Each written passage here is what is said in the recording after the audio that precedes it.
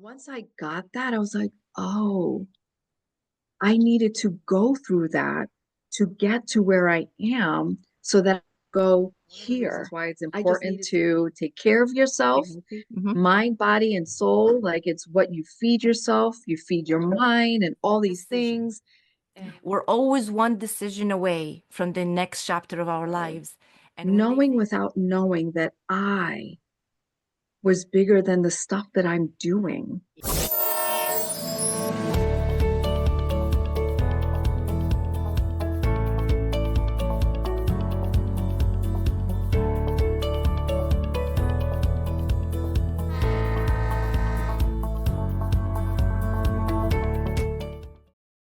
if healing wasn't needed, there might not be a healing train for us to hop on to have these painful conversations and address the wounds that need to be healed. Whether we are aware of our wounds or they are suppressed or ignored, we have them. They linger in the background. They show up in triggers. They appear in our reactions, in our day to day lives. And they will be that culprit you can't get rid of until you face it head on. Thank you for joining me on yet another season of the Healing Train podcast. I'm Rania, a survivor of narcissistic abuse, a self made woman, a fighter, a light worker. I show up here in this space hoping to make a difference in just one person's life. If that's you, I'm happy you found me. And if you know someone who will benefit from these talks, share it, comment, share your thoughts, experiences, share your wins, share your struggles. Join me on the special episodes I announce on this show where your voice can be heard. Yes, you. Your story matters too. The lessons you learned can help another soul. So come aboard the Healing Train every Wednesday, where we will laugh, cry, and heal together. On today's episode of the Healing Train podcast, we have with us a special guest, Ivy Perez. Ivy is a mom, marathoner, triathlete, and passionate about mental health and overall well-being. Getting certified in transformational life coaching was the catalyst to her own transformation, letting go of a 3-decade battle with alcohol. Now she inspires and empowers men and women who are at a turning point in their lives. Her mission is to help individuals believe in the possibility that they can create richer, more fulfilling lives. She does this through mindset, movement, and incorporating simple daily success habits that allows one to live more purposefully now. Another way she does this is through her daily coffee talk time lives. As someone who is 6.5 years sober from alcohol, she knows what it's like to feel powerless against something, to want to change, but not know how, or even believe that it's possible for them. She helps you build trust and confidence in yourself. She is also an international best-selling co-author in 5 books and currently in the process of writing her own authority book. Let's talk to Ivy. Ivy, welcome to the show. Thank you, Rania. So happy. I'm so happy to be here. Ivy, I want to begin with a short little quote and then we'll get into our conversation. It's a quote by Mary Pickford, and she says, "You may have a fresh start any moment you choose. For this thing that we call failure is not the falling down, but the staying down." How powerful is that? Very powerful. And for many people, it takes them a long time to really, really get that. hmm hmm I know that you have a story of falling down, just like many of us have, and you've gotten back up. And I'd like you to take us back to the moment you perhaps realized you needed to make a change. Something wasn't working, and it's like, nope, I gotta start over. I gotta do something about this. And perhaps you hit rock bottom and you decided that I'm gonna make a shift. What was that for you? That's a great question. And I often tell people that you can have many little rock bottoms Mm, within one rock bottom because mm, sometimes it takes us time to really get what we're supposed to do and why we're here. So for me, it was back maybe about 2 decades ago. So for me, my backstory has a lot to do with alcohol. Um, I struggled with it. I don't and I didn't and I don't call myself an alcoholic. I didn't like labels. I don't like labels because I've always known without actually knowing, but I always like intuitively I knew that I was bigger. The spiritual side of me, I was bigger than it. It was just a matter of time. Didn't know how, didn't know where, but it was just a matter of time. So, and I've realized there's also different levels of alcoholism because that's just people couldn't understand that. You know, there's the binger, there's the one that drinks every single day, there's the one that's just like always inebriated. Let's just put it that way.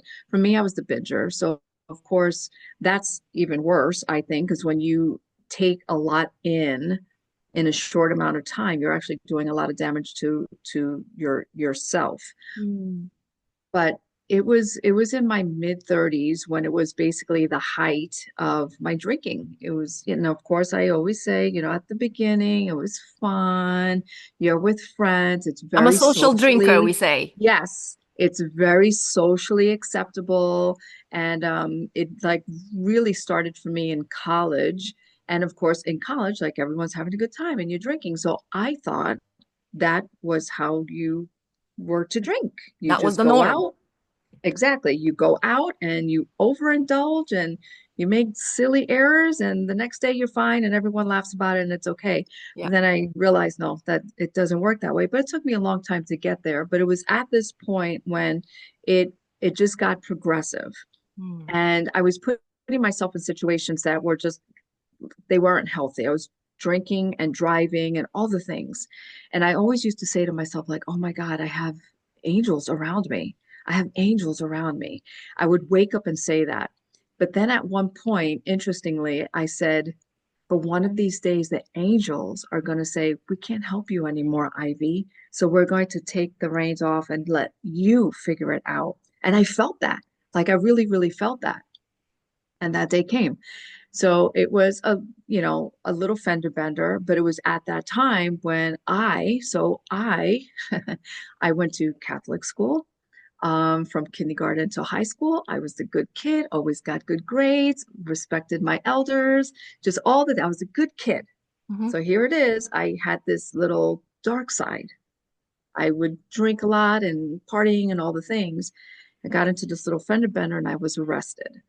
And initially, initially I thought it was cool. Just like very short. I was like, oh my God, I'm getting arrested. Like, oh my gosh. And then I was like, oh my gosh, I'm getting arrested. It Okay. was like really fast, like, oh my God, this is so cool. The cops are here and then oh my God, I'm getting arrested, that kind Yeah, of thing, reality hits. very quickly. But the next day I woke up and I was like, this is not good. And it was the first time in a long time where I was like, okay, God, what is going on? Why am I here? Why am I even, and I remember these words exactly, why am I here? Why am I even on this earth? And what is my purpose? Like, what Wow, is these my are some purpose? big questions to ask. Huge. And I realized, not then, this is more like now, realizes that there's stages to our awakening. Hmm. So that's it's almost like just to forgiveness. You may forgive someone and think that you're there, even yourself, but something will happen and you'll get like, you know, just Triggered. Yeah. stirred. Yeah. And then it's like, ooh, there's another level A of layer. forgiveness. Yeah. So there's levels. So that was, I think, just the beginning stage of asking the bigger question, just separating myself from this human Ivy Mm. to there's something more for me. I don't know what that is because this part of me, this Ivy, is she's not going in a direction that's good and she's spiraling downward. So Mm. that was the first time.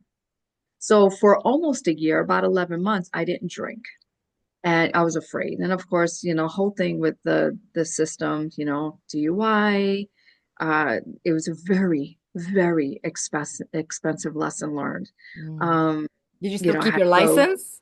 Or was your license no, I lost my license for 2 years. I had to have an ignition interlock, like all these things. I felt as if I was wearing the scarlet letter.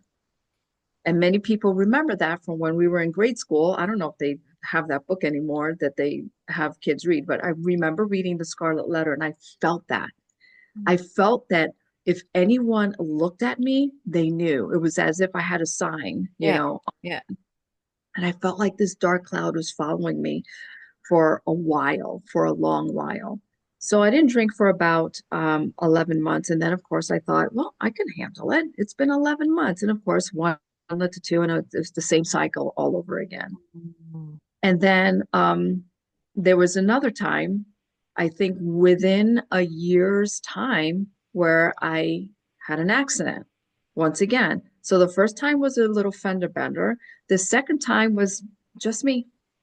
And I joke because, of course, how does the saying go? Time plus comedy equals healing, or something along those lines. I could joke about a lot of things, but I just say like party of one right here, party of one. No, no one was hurt, thank God. But it was at a time when I overindulged, middle of the afternoon. I'm driving down a very busy known road, mm, but the angels were around me this time mm, because I must have kind of dozed off and I glided across. I must have hit something and then bounced and I spun. I went over this grassy medium onto another like section of the road, 3 lanes, oncoming traffic on. It was awful. And I remember I opened like it's like a sobering moment. It's like, oh my God. Oh my God.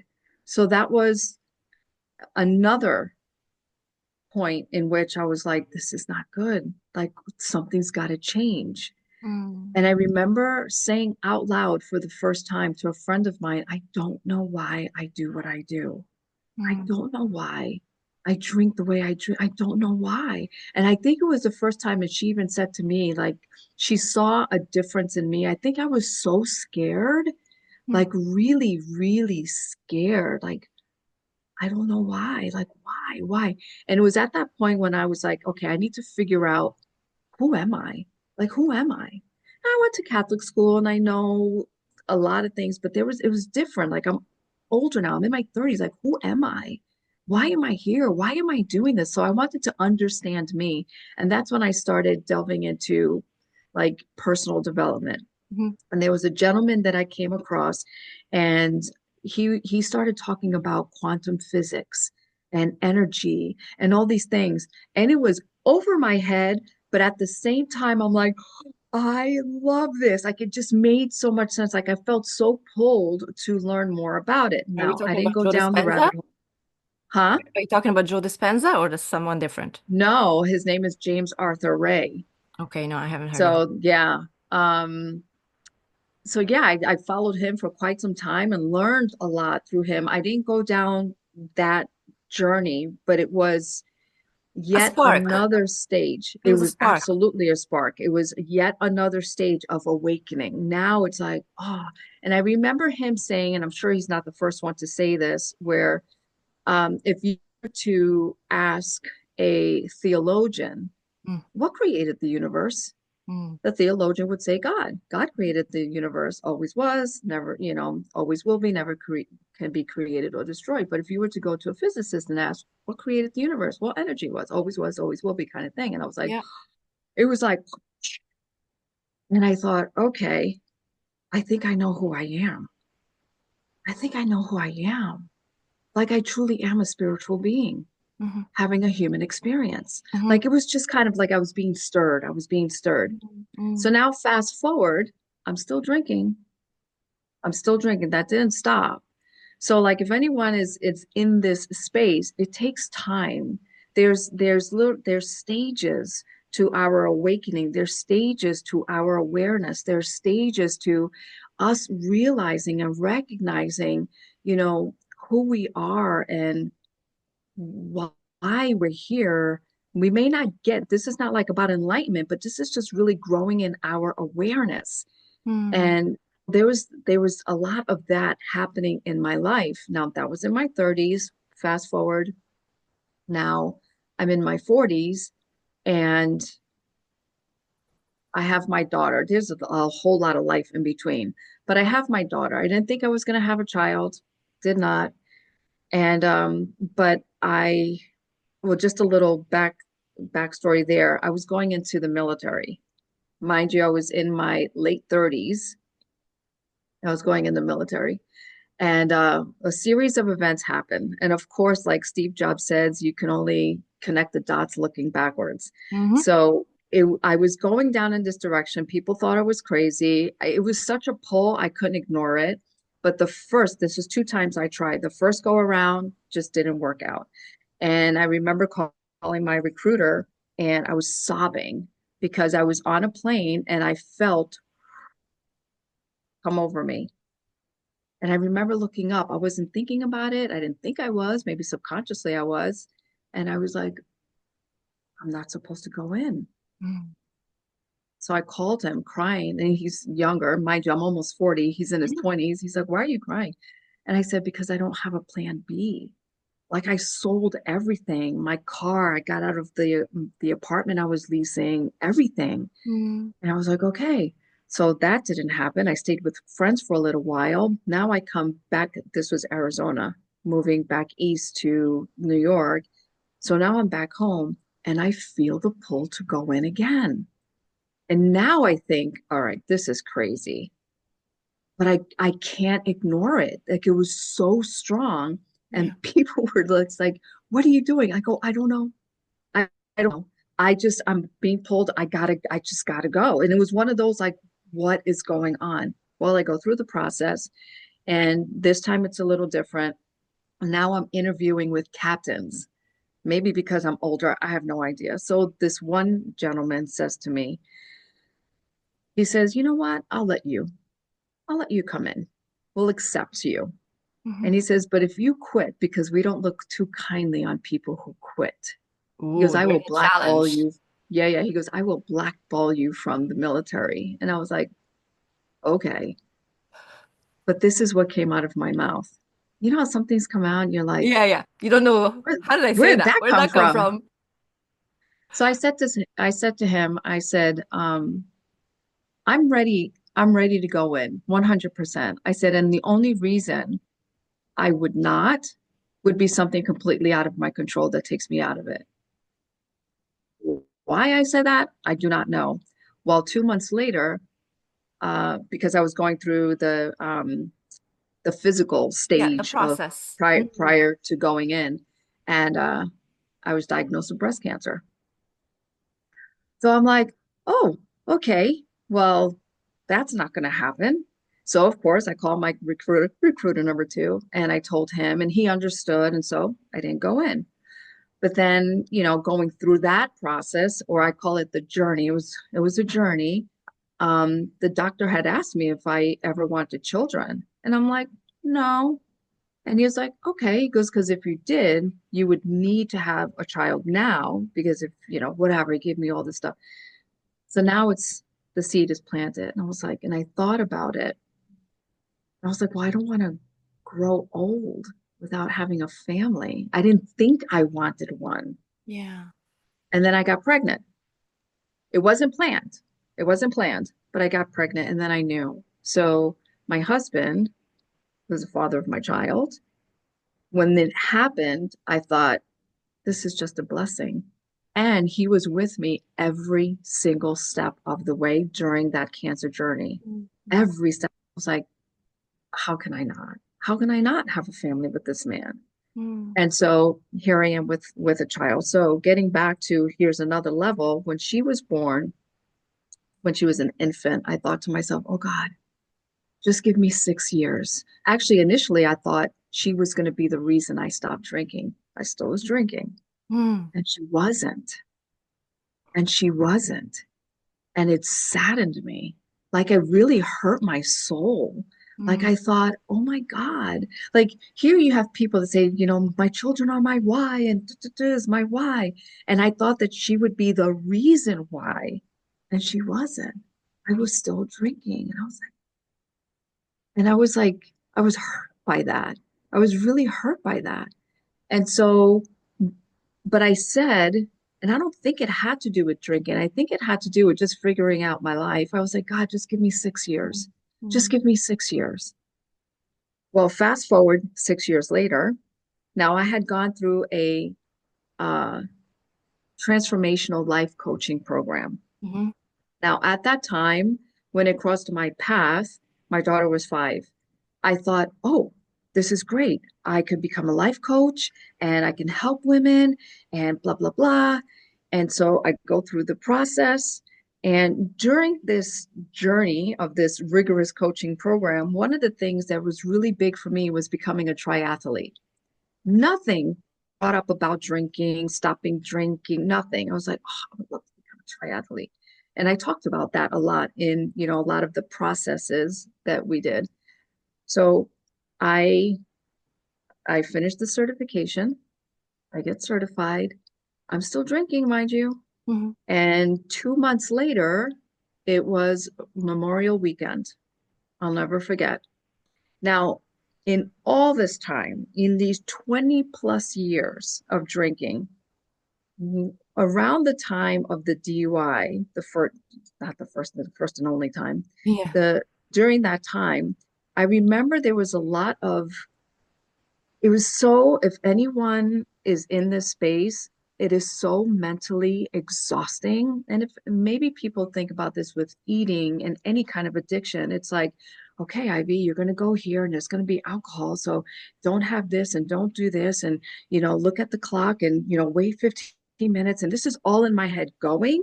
It's Mm. all in my head there. I'm watching people have a cocktail and just have conversations and not touch the cocktail for like 20 minutes. And I'm like, how do you do that? How do you take a little sip Mm. and then just talk and Mm. not touch it? And Yeah.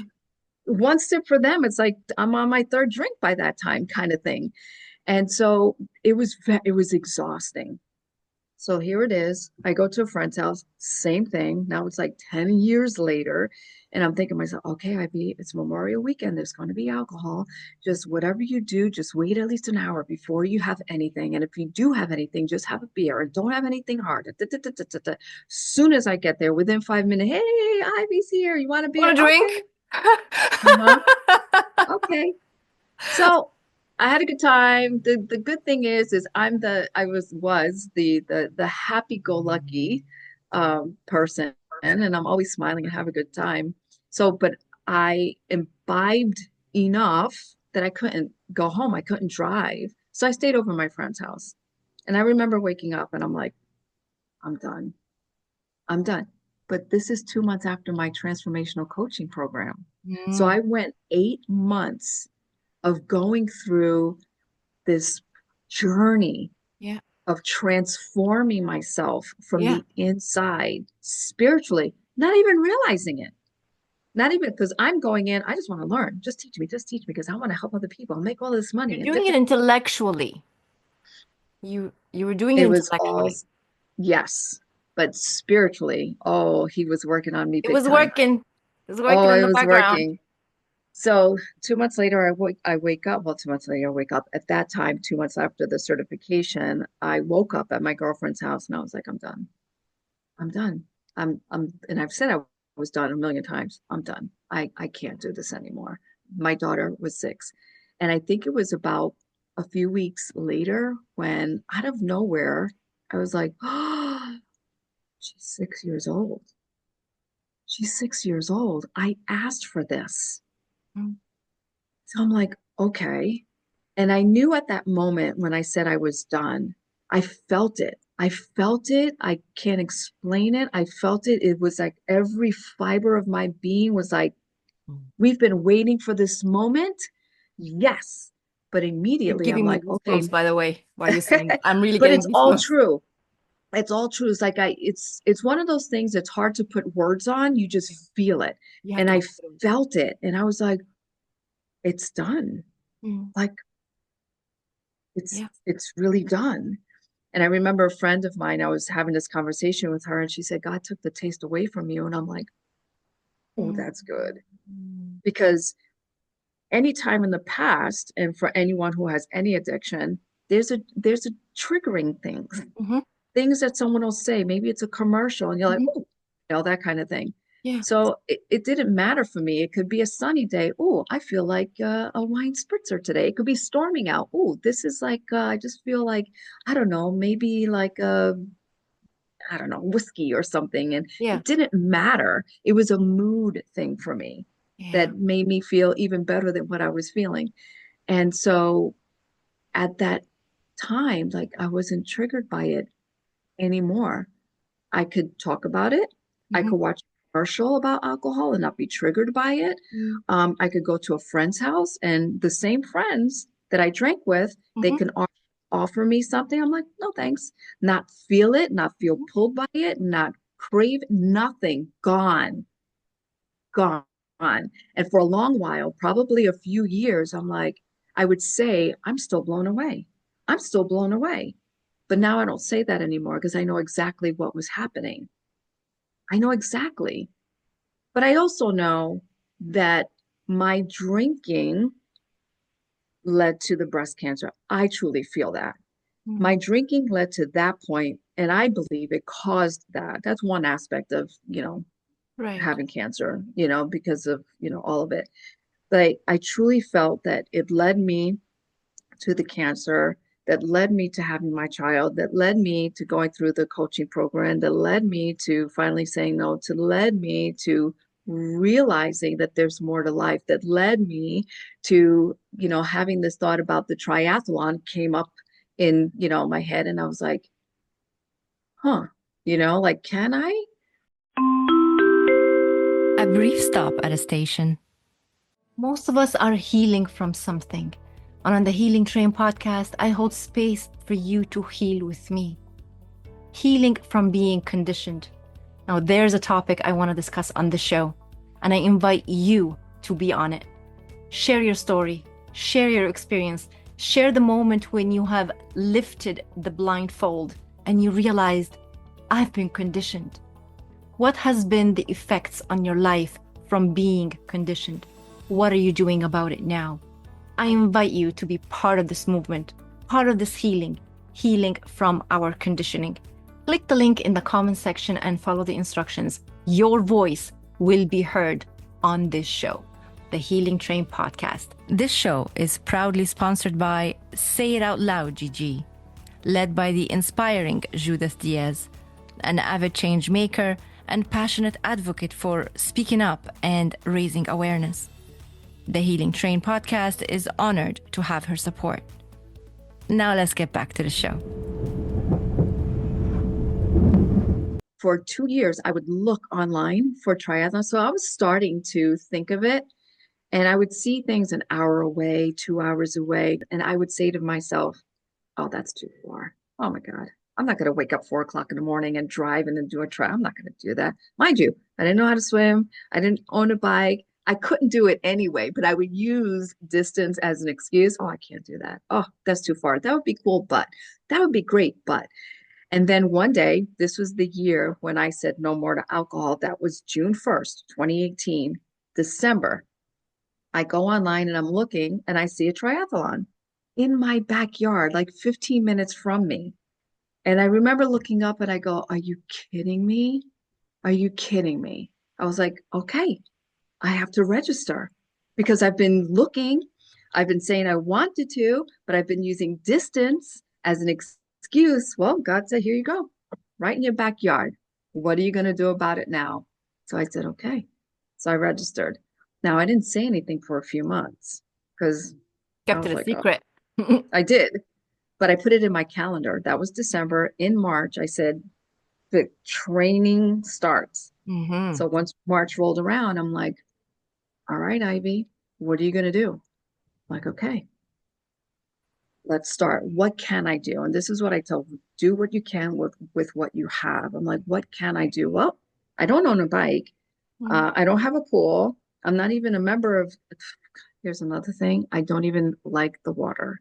I don't like the water. I don't like going swimming. I don't like getting wet. None of that. I'm 5 minutes from the beach. I don't go to the beach. I don't like going in, none of it. I do on occasion, but that's not my thing. Right. So I'm like, okay. So I start with walking and then running. And mind you, I've done marathons and half marathons in the past, but I wasn't consistent. Mm, And that was one of the things when I made this decision that I was done with drinking. I was like, okay, I knew I was done. Like I felt it. I knew I was done. But then I also knew immediately was, now what? That's level one. mm, Ground zero. You're starting fresh. Now what, Ivy? Who are you now? How are you going to show up? What are you going to do? And I remember just thinking, and it was now is this constant thought, because now I don't have that in my life to occupy any amount of time. I just don't have it. So I'm like, what am I going to do? Now, of course, I know what to do, but I'm like, what do I do? What do I do? And I remember listening, because I always listen to a podcast or something. I remember listening to James Clear when he was talking about atomic habits and he talked about the 2 minute rule. Now, I read the book, mhm, but it didn't grab me when I read the book. I think it was a year prior, a year or so prior. But I was listening to him after I decided. I was listening. And that 2 minute rule just kind of like, and I remember after the podcast, and I'm like walking around in my house and I'm like talking to myself, going, is that possible? Is it possible that 2 minutes could be a game changer? I'm like, huh, really? Can it? I'm like, okay. Well, I value exercise. I may not be consistent, but I value exercise. So I said, okay, I'm going to wake up every morning and I'm going to do 2 minutes of stretching. That's it, just 2 minutes. And that's what I did. And I started doing that. And after a few weeks, it just started to slowly become a habit where I just got out of bed, I grabbed my yoga mat, got on the floor, did 2 minutes. Now, some days I did more, but I always did the 2 minutes. And here's a couple of things that I learned. One was besides centering myself first thing in the morning, because the 2 minutes led to five, led to 10, then I went into yoga and all the things. And then I started like really grounding and centering myself. There was, so that was one, was just really centering myself in the morning. Yes, there's a stretching, so that's good for the body. Building the habit of consistency, huge. And this is all part started with the 2 minutes. mm, So it is life changing. It started with 2 minutes. And so started building the habit of consistency. But during that time, I started to build this sense of trust in myself. Now, if anyone comes from trauma in their background in any form or fashion, we don't have self-trust, mm, or at mm, least I didn't. I didn't realize I didn't. A lot of things, self-trust, self-respect, all the things, all the things. mm, So it started to kind of like anchor that in, that belief in myself, the trusting in myself, because you have to hold these positions for a little while. And it's amazing how just holding a position, what it does to you spiritually. And unless you do it, you just got to do it. So whoever's listening, you just got to do it. Um, and so once I started doing that, that's when the whole triathlon thing kind of like popped in my head and all the things. And so yeah, and then like now I'm going to start this month. I started a little bit, but I've done it 3 times already. I'm on my fourth Your triathlon. fourth. Oh my goodness. So Look at that. I'm Look at I'm the working on my journey. fourth. You've been on It's quite a journey. been amazing. Yeah.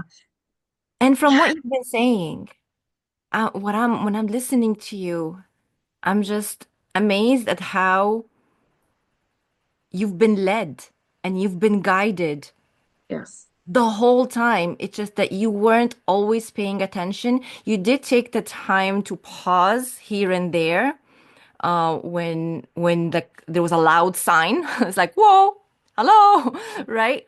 But you didn't immediately change or go through the transformation. You even went through a course and intellectually understood it and processed it. But until you were ready to process it on a deeper level, to make the actual change, to be the change, you're right, and to take the action. So everything that happens around us externally is one thing, right? But it's when we make that decision, when we have that moment that you were talking about earlier, there was many moments. And in the very beginning, when I was asking you about your rock bottoms, you said it's not just one rock bottom. There's more than one rock bottom into the rock bottom. And Yes. perhaps we don't really need to call it a rock bottom. We can just call it transformational moments, right? Transformational Mhm. moments, nudges from God, the universe, whatever anyone believes in and resonates with. But you did listen.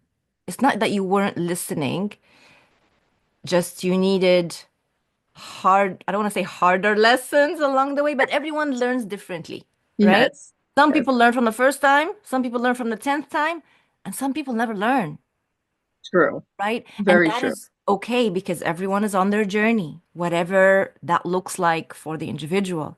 But for you, I love that you shared with us and you walked us through your journey and your addiction. And I'm obviously very sorry to hear about the cancer journey. I'm sure that wasn't easy, but you got through it and you had a child that you were not planning for, but everything seemed to happen for you. Even Absolutely. the accident, Yes. it Yeah. happened for you to wake you up, right? The parties that you went to, it opened up your eyes and you had that epiphany moment where it's like, I'm done. People sometimes don't realize how simple it is, and you said that. It's just a decision. We're always one decision away from the next chapter of our lives. And when they say, oh, we don't change overnight, guess what? We do. We do change overnight, like literally, because it takes a decision to say, I don't want to be like this anymore. I don't want to lead this life anymore. And I'm making a change. And you did that. And just a little while ago, you mentioned self-trust and self-respect. Thank you for bringing those two important concepts in our conversation. I want to ask about another two important self things, self-compassion and self-forgiveness. How did that play a role in your journey? Well, the self-compassion, well, both the And I'm self-compassion, taking a sip of my self-forgiveness, tea. It's not an alcoholic drink. It's peppermint tea for anyone. even if it was, I have my coffee. Mhm. Mm. So the self-forgiveness, I think I've always intuitively knew that even in those times when I've erred in judgment, and there have been many, and I Mm. still err as an adult. I tell my daughter all the time, you just because you see an adult doesn't mean that they have their you know what together. We're We're still all figuring it learning, out as we go. growing, Mhm. absolutely. But I have those conversations with her, and and we joke about it all the time. She calls me out on my stuff. I love it. But self-forgiveness. I think I just always knew not to be that hard on myself Mm. with the things that I've done. Because again, even back like 20 some odd years ago, knowing without knowing that I was bigger than the stuff that I'm doing. Yeah. It's just what I'm doing that I didn't know. I wasn't taught. I Mhm. wasn't mentored.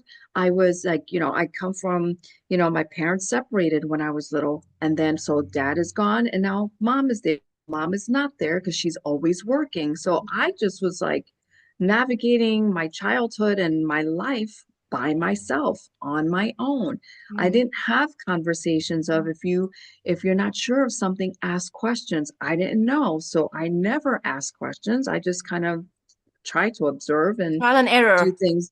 Oh, and falling on my face. I Mhm. didn't know anything about the failing forward. I Yeah. sure fell forward many times, Yeah. many times. And so it was kind of like, you just kind of brush yourself off and you're like, man, what the heck? Like, what is going on? And you kind of like figure things along the way. As I've grown and, as I've come into just the people around me, that are, and it really happened in this online space where there's just a community of people, men and women, that have just poured into me and just allowed me to see them. Yeah. And then in turn, I can see the possibility in me. I consciously knew that. I consciously knew that I was capable of a lot. Yeah. Going through the transformational program, I realized that I was capable of more than I give myself credit for. I consciously knew it. Mhm. Now I viscerally knew it.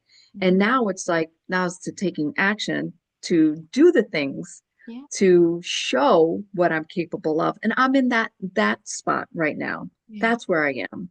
That's my growing green edge Yeah. as a woman in her 50s with a 12-year-old child of growing and realizing and recognizing, and my awareness is a bit more keen. Mhm. My noticing muscle is a bit more keen, and just, recognizing that this is my journey, and it's okay that at 50 I don't have everything that I thought I would have, because I'm figuring it out. But I also believe that I'm going to be around till I'm probably 100 years old, which is one of the reasons why it's important to take care of Be yourself, healthy. Mhm. mind, body, and soul. Like, it's what you feed yourself, you feed your mind, and all these things. And that's going to help me grow and get stronger, be stronger, and live a longer life. Mhm. And yeah, that's just my journey now. So Yeah. like there's like stages to our awakening, Yeah. and I'm at Growth. yet another stage in my life. But Mhm. now I'm at a stage as a parent, Yeah. as someone that's building a business, which by the way, so I started this transformational life coaching program, Yep. and that's where I thought I was being led to do and be. Okay. And for a while, that's what I was doing. I was in that space of coaching, Mhm. but I wasn't feeling it. Okay. I just wasn't feeling it. I just felt like I wasn't 100% in alignment with it. Mhm. And it honestly, in It was just full, a start. It was the beginning. but It it was the took first me, step that you it, took, but who it knows took where it me a could take you few after? years. It took me a few years to get that, Mm. because I wanted to make it work. I'm like, well, I was led here and Mm. I went through this whole process. So I should do this because I spent all this money to do this. So this is where I should go. We The become should. attached. We become Very much so. attached to the outcome that we planned in our head that is supposed to go this way, so we want to go this way. And that's kind of being tunnel visioned in a way and Mhm. not living in surrender. That's my word for the year.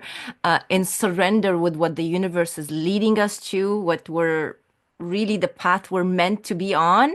We don't know what that path is. We just have to put our foot on the first step and then allow things to just unravel and go with it and not be stuck and rigid, right? So that's pretty much what you're describing, that you started this path Absolutely. and now you're Absolutely. in a different phase. So please, if you'd like to share with us what you're into Yeah. now. Few years to understand and recognize that that journey was for me to let go of alcohol. Mm, And once I got that, I was like, oh, I needed to go through that to get to where I am so that I go here. I just needed to go through this process, but it still took time because I thought that that's what I was supposed to do. And I did all the things and programs and putting together programs and challenges and all these things. I'm like, I'm just not feeling it. And mhm, then once I got it, I was like, okay. So during this whole time, since my child was small, what I did, which a lot of women do, is I was cleaning homes. mhm, Figured it was flexible. It was something I could do while she's in school.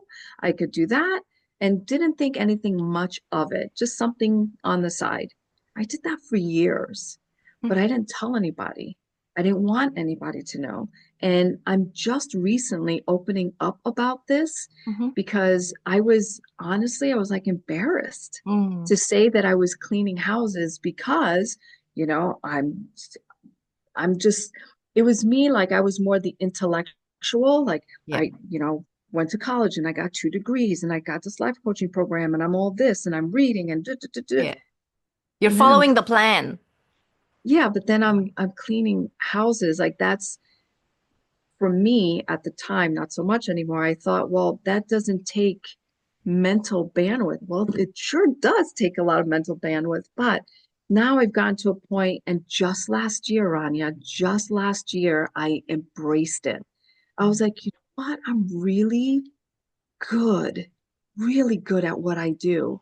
And it's not just about cleaning a home. It's about what most especially the woman, Mhm. when she comes home and she's like, "Oh my God, Ivy, thank you."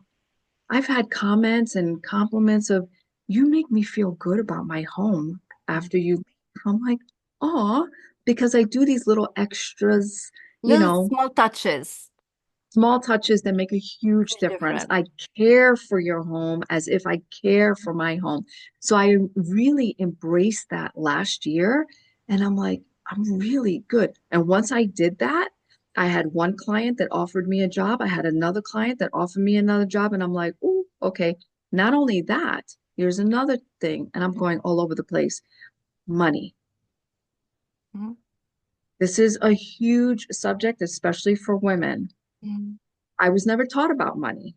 Mhm. I sure we know to go to work and earn money and pay the bills and be responsible. And I was all that. But I didn't know how to really save and invest. That's where I am now. Mhm. That's where I am now. So I wish I had that in my 20s, but now I have the wherewithal to teach my daughter. So this is You've just where I transformed your journey of alcoholism and figuring out who you are, what your purpose is, whether you're going to have a family or not, whether you're going to have a child or not, all that, whether you're going to be in the military or not. Let's not forget about that one because that was a key, and battling cancer as well. Like all of that, you transformed all that into creating something that had a stigma around and limiting beliefs, let's say, and you are now not only accepting it, but proud of it, running with it, growing with it. And you know what else? If you were had continued on the path of transformational coach as talk therapy, that's a method of transforming people's lives through talk. But you're still transforming people's lives, but through actions, through um, the little things that you do, whether you are personally doing it or you have a company and you have employees where you're training them to do your vision. You're now an entrepreneur who is building something by doing it herself first, because that's how you know how you can grow. You got to do the work yourself first before you pass it on and delegate it to someone to recreate what your vision is, and it grows. And to me, you're still a transformational quote coach in some way, but not by talking, by doing. right. That's the spin that I feel is aligned. Yeah, no, I still do it. And one of the ways I do it, instead of like one-on-one coaching, is every morning on Facebook, Yeah. I call it coffee talk time. Yeah. And that was an ode to a cousin of mine that she used to always call me and just be like, "Oh my God, Ivy, we need to have coffee talk. We need to, because she wanted to talk to me about the family and all the Yes. things. And but she would say coffee talk. She's in heaven now. And I was just wanted to have an online presence and Yeah. do what I enjoy. And Yeah. that's talking about personal growth and letting go and forgiving yourself, being compassionate to yourself, Mm, taking care of yourself. mm, And it's not selfish. You have to fill your cup. You yeah. have to fill your cup. And that's part of being compassionate to yourself. And it's okay. And once you take care of yourself, that overflows and it gives permission for other people. And you just show up differently. So it's the showing up, it's all of that. And I do that every single morning. I just come out for a couple minutes. Sometimes it's 10, but a few minutes. This morning I talked about luck, Hmm. because Hmm. luck. I had someone once say, my first mentor said it's living under correct knowledge. So it's really just doing the things and showing up and learning and growing and taking risks and all these things. It's how we grow, how we excel. We're made to expand. And so we grow and we expand our mind and our consciousness and all these things. And then we're lucky Yeah. because these things, people, circumstances start to present themselves to you. I want it to go somewhere. I don't know where it's going to go. So I just keep on showing up. Yeah. That's it. But right now, I'm also focused on building my business and yeah, so I have a cleaning and organizing business. Yeah, awesome. That's awesome. And like you said, we don't know where it's gonna go, but you're surrendering to it. You're in the journey. You're Yes. in it. You're right in it right now, right? So let it lead you. This or something better. So Yeah. right now I'm in this. Yeah. I know there's something bigger and better for me, but this is where I need to be Hmm. so I can grow and stretch myself because these are things that I'm really being challenged with, having hard conversations, which is all about money. It's a money topic. Hmm. And it's hard to have that There's conversation. another So layer there that needs to be, yeah, it's a it's thick happening. layer, thick layer. And I say thank you every day. I say thank you for the challenge. I'm like, this is not fun. It's uncomfortable, but thank you because I'm learning and I'm growing. I Yeah. say thank you. That's another thing too. But anyway, Gratitude. Yeah.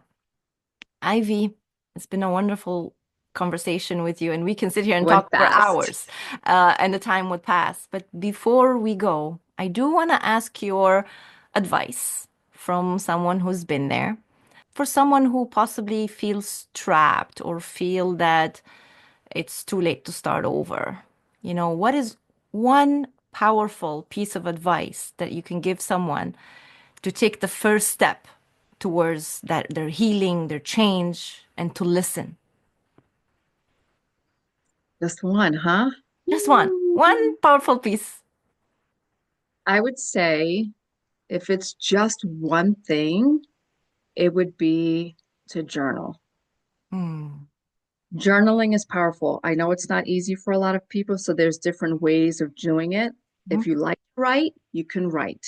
If you like to voice, you rather not write, Mhm. record yourself and just talk about what you're feeling. And then maybe at the end of the week, go back to it, whether it's written form or recorded, and just kind of listen and catch some things that you're saying over and over. Catch something that's coming to you that's good, like, oh man, I just had such a great day, or whatever. What was it that I had such a great day? Why? All the things. So we start to become more aware of our own patterns of doing, our own patterns of thinking, and that helps to shift us and grow a little bit more. So if there's one thing I would say journaling would be just get it out, get it out. Don't keep it bottled in. Just get it out. And if you need to be angry and yell and scream with exclamation points, do it. Get it out. That was great. People out there, journal, all right? And it's not too late to start over. You can do it at any time, okay? Because Ivy said so. Thank you, Ivy. You're welcome. Thank you. Before you hop off the train, if something in today's ride stirred something in you, don't keep it to yourself. Share this episode with someone who needs it. Hit follow and subscribe so you don't miss what's coming next. Want to dive deeper or have a topic you'd love us to explore? I'm all ears. Drop your questions, thoughts, or suggestions. We're in this healing journey together, and your voice matters here. Just drop a message to guest@healingtrain.ca. I am listening. And until next time, keep on healing you and keep riding with me on the healing train.